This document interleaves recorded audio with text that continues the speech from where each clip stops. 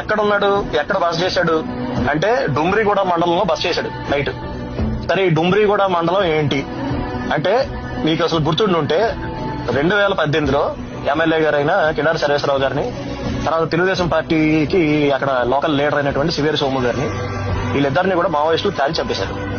అంత ప్రాబ్లమేటిక్ ఏరియాలో ఒక డిప్యూటీ చీఫ్ మినిస్టర్ ఓ రాత్రి అంతా అక్కడ ఉండిపోయి కాలినడకని నడుచుకుంటా చాపరాయి దాటి ఈ గ్రామాలకు వెళ్తున్నాడు అంటే అతనికి ప్రజాసేవ చేయాలి, ప్రజల కోసం మనం నిలబడాలి అనే ఇంటెన్షన్ గాని చిత్తశుద్ధి గాని లేకపోతే అసలు ఎందుకు వెళ్తాడు?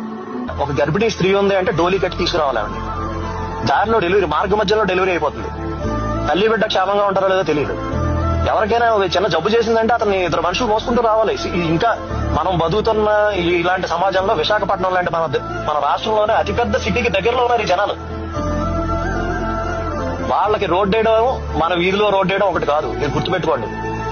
వాళ్ళకి రోడ్డు వేసినందుకు చరిత్రలో మిగిలిపోతాడు, వాళ్ళ దృష్టిలో దేవుడి కింద మిగిలిపోతాడు పవన్ కళ్యాణ్.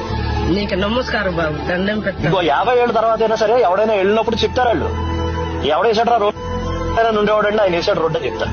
ఇది వాళ్ళకి జీవితం. వాళ్ళకి అంత గొప్ప పని చేస్తున్నాడు కాబట్టి దయచేసి వీలైనంత వరకు మీకు ఎంత చేతనైతే అంత పబ్లిసైజ్ చేయండి. ఎందుకంటే అతను ఏం చేస్తున్నాడో చూపించే మీడియా లేదు, సెలెక్టివ్ గా చూపిస్తుంది.